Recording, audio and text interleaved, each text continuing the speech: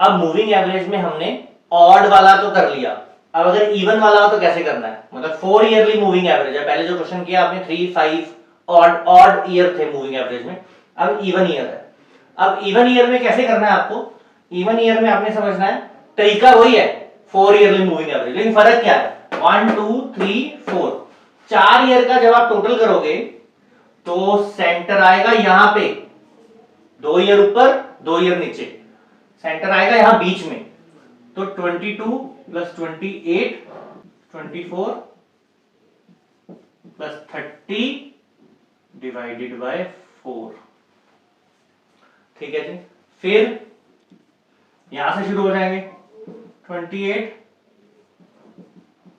30 plus 18 divided by 4। अब ये इसके बीच में आया, फिर इसके बीच में आएगा 24 plus 30 plus 18 plus 24 divided by 4। फिर इसके बीच में आएगा लास्ट, तो 30 plus 18 plus 24 plus 32 divided by 4।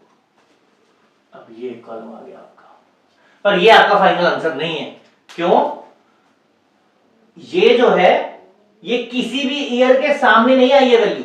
अच्छा, सेमी एवरेज मेथड में ऐसा कोई चक्कर नहीं था, जहां आई वहीं पे प्लॉट कर देंगे, जहां पे वैल्यू आई वहीं पे प्लॉट कर देंगे, राइट। उसमें ऐसा उसमें वैसे भी बीच में आ रही थी वैल्यू, लेकिन इसमें आपने क्या ध्यान रखना है कि जब आप इसको कर रहे हो, ठीक है, सेमी एवरेज मूविंग एवरेज को जब आप कर रहे हो, मूविंग एवरेज मेथड को, तो मूविंग एवरेज मेथड में आपने क्या ध्यान रखना है कि ये जो वैल्यूज आई किसी भी ईयर के सामने नहीं आई, तो इसलिए आंसर हमारा कंप्लीट नहीं हुआ। तो फर्दर हमें क्या करना पड़ेगा ये समझना है। पहले तो लिखना है ये 4 ईयरली मूविंग एवरेज, लेकिन फिर क्या करना है 4 ईयरली, एक और कॉलम बनाना है 4 ईयरली सेंट्रलाइज्ड मूविंग एवरेज। क्या बनाना है, ये है 4 ईयरली मूविंग एवरेज, लेकिन अब क्या करना है 4 ईयरली सेंट्रलाइज्ड मूविंग एवरेज बनानी है। कैसे बनेगी, ये जो दो वैल्यूज आई इनको ऐड करके डिवाइडेड बाय 2। तो जब इन दोनों, देखो पहले आपने ये वैल्यू यहां पे है, ये वैल्यू यहां पे है, जब इन दोनों वैल्यूज को ऐड करके आप 2 से डिवाइड करोगे तो ये वापस 98 के सामने आ जाएगी वैल्यू। ठीक है, आपकी वैल्यू कहां आ जाएगी 98 के यहां आ जाएगी सामने। फिर आप क्या करोगे, इन दो वैल्यूज को ऐड करके डिवाइड करोगे तो वो 99 के सामने आ जाएगी, इसको भी 2 से डिवाइड कर देंगे ऐड करके। फिर इन दो वैल्यूज को ऐड करेंगे तो आपका फाइनल आंसर ये होगा।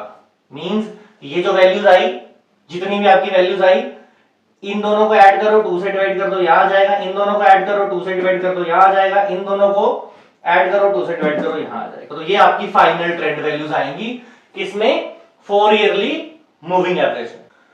जो 3 ईयरली मूविंग एवरेज है, मतलब ऑड ईयर्स होते हैं मूविंग एवरेज में, वो तो डायरेक्टली आंसर आ जाता है। ठीक है, ऐड करो 3 से डिवाइड कर दो डायरेक्ट आंसर आ जाता है। लेकिन जब आप 4 ईयरली या 6 ईयरली मूविंग एवरेज यानी कि इवन पीरियड दिया हो मूविंग एवरेज का, तो आपका 2 स्टेप में आंसर आएगा। पहले स्टेप में ऐड करोगे 4 वैल्यूज, 4 से डिवाइड करोगे, जो टोटल आएगा वो किसी भी ईयर के सामने नहीं आएगा, तो उसको बोलते हैं 4 ईयरली मूविंग एवरेज। लेकिन बाद में इसको सेंट्रलाइज करते हैं, तो जब सेंट्रलाइज करेंगे तो दोबारा फिर 2 से डिवाइड करेंगे। अगर मान लो 6 ईयरली मूविंग एवरेज होता तो पहले 6 से डिवाइड करते, फिर सेंट्रलाइज करने के लिए फिर 2 से डिवाइड करते। ठीक है, तो यहां तक आप बेसिक क्वेश्चंस